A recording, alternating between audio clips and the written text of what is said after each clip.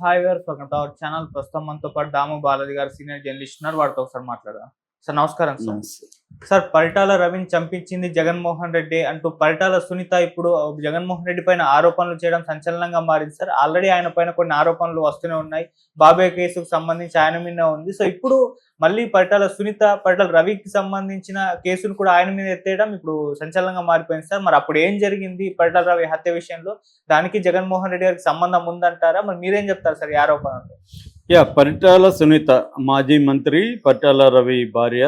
ఆమె present Raptadu MLA. ఆమె మొన్న ఒక సంచలనమైన ఆరోపణ చేసింది. అదేంటంటే పరిటాల రవి హత్యలో జగన్ కూడా భాగం ఉంది అని ఆమె అనింది. జగన్ ఒక్కడే చంపించాడని కాకుండా జగన్ కూడా భాగం ఉంది అని ఆమె ఆరోపించింది. ఈ ఆరోపణలు ఇప్పుడు సంచలనం రేకెత్తిస్తున్నాయి. అసలు కారణం ఏంటంటే, నేపథ్యం ఏంటంటే, యాక్చువల్గా అక్కడ ఆమె నియోజకవర్గంలో, రాప్తాడ్ నియోజకవర్గంలో, ఇది వచ్చి సత్యసాయి జిల్లా రాప్తాడ్ నియోజకవర్గంలో రామగిరి మండలం.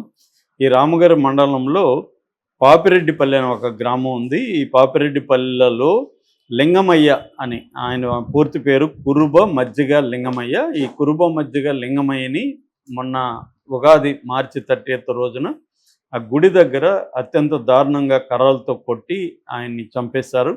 ఆయన చంపేయక ముందు జరిగింది ఏంటంటే, వాళ్ళ కొడుకు మనోహర్ అనే అబ్బాయి ఉన్నాడు. ఆ మనోహర్కి ఆ ఊర్లో కొంతమంది గొడవలైనాయి. ఆ మనోహర్ ముఖ్యంగా అక్కడ పరిటాల సునీత దగ్గర బంధువులు, రక్త సంబంధికులైన ధర్మవరపు ఆదర్శ నాయుడు, మనోజ్ నాయుడు అనే ఇద్దరితో, ఆ ఇద్దరు ఈ మనోహర్ని బెదిరించారు. మనోహర్ ఏం చేశారంటే, వాళ్ళ నాన్న లింగమయ్యకి చెప్పాడు, ఇలాగ నన్ను బెదిరిస్తున్నారని. ఈయన వెళ్ళి వాళ్ళని నిలదీశాడు, మీరెందుకు నా కొడుకుని ఇలా బెదిరించారని. దాంతో వాళ్ళు దాదాపు 20 మంది చేరి కర్రలతో ఆయన కొట్టారు. దాంతో ఆయన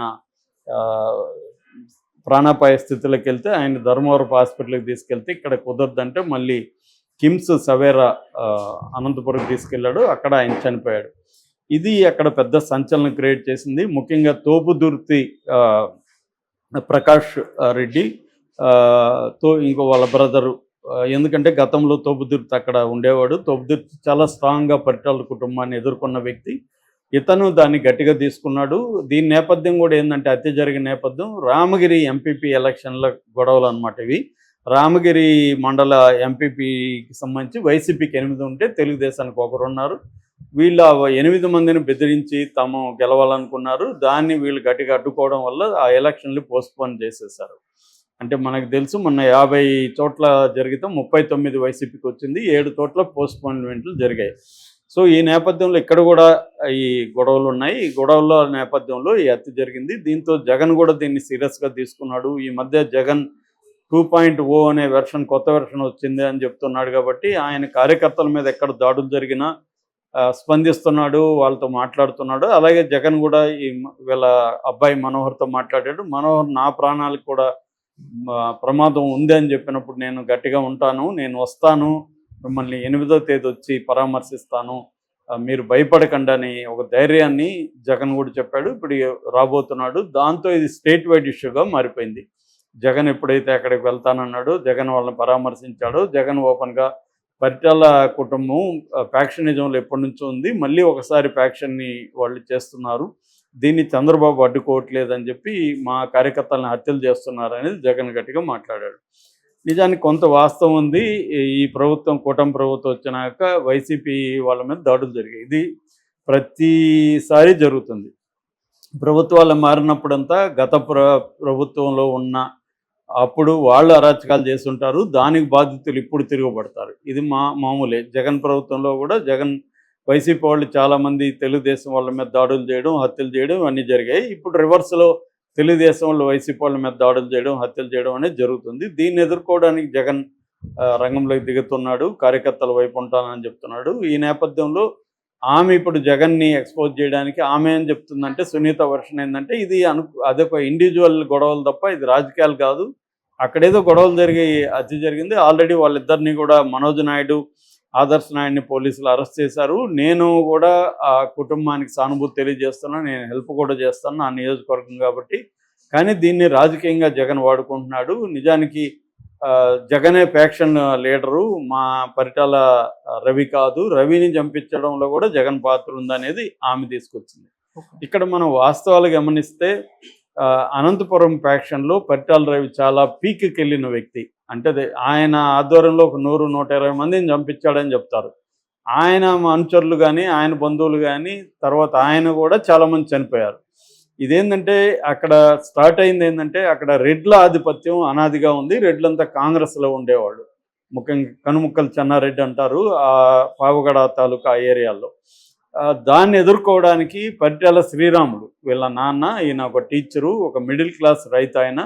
ఆయన కొంత లిటరేచర్ చదివేవాడు. ఆయన అనంతపురం ఆయన ఆధ్వర్యంలో ఎదుర్కోవాలనుకుంటున్నారు. కానీ ఆయన బలం సరిపోవట్లేదు. రెడ్ల బలం గట్టిగా ఉంది. కాంగ్రెస్ పార్టీ ఎక్కువ కాలం అధికారంలో ఉంది.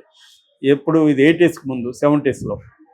సో ఈ నేపథ్యంలో గద్దర్ ఆధ్వర్యంలో అనంతపురం రాడికల్ స్టూడెంట్ సభ జరుగుతున్నప్పుడు ఈ పాంప్లెట్లు ఎక్కడో ఈయన చూశాడు. ఈయన కూడా టౌన్కి వెళ్ళినప్పుడు ఈయన వెళ్ళి ఆ స్టూడెంట్ని కలవడం, గద్దర్తో పరిచయం అవడం, అక్కడి నుంచి గద్దర్ వాళ్ళ ఫ్యామిలీ ఫ్రెండ్గా చివరి వరకు కూడా ఉండిపోయాడు.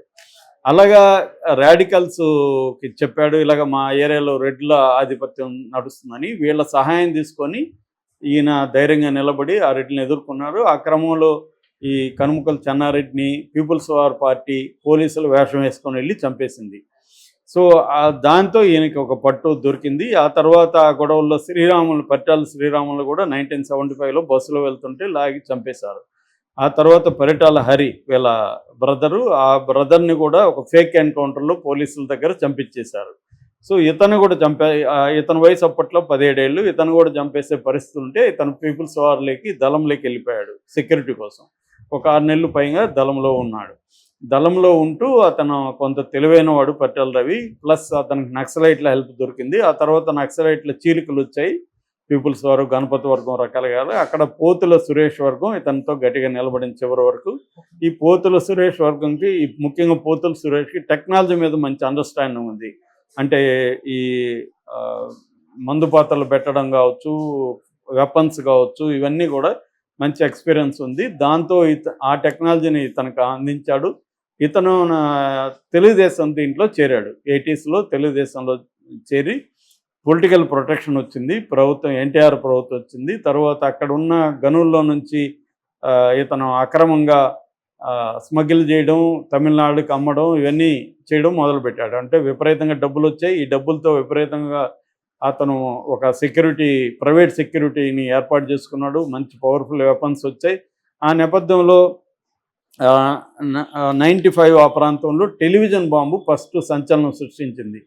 అంటే ఈ మధ్యలో చెరువు సూరి వాళ్ళ ఫ్యామిలీని చంపడానికి టెలివిజన్ బాంబు, అంటే వాళ్ళు టెలివిజన్ని రిపేర్కి ఇచ్చుంటే వాళ్ళని రిపేర్ షాప్ వాళ్ళని వీళ్ళు కంట్రోల్ చేసుకొని ఆ టెలివిజన్లో బాంబులు పెట్టి మళ్ళీ డెలివరీ చేశారు.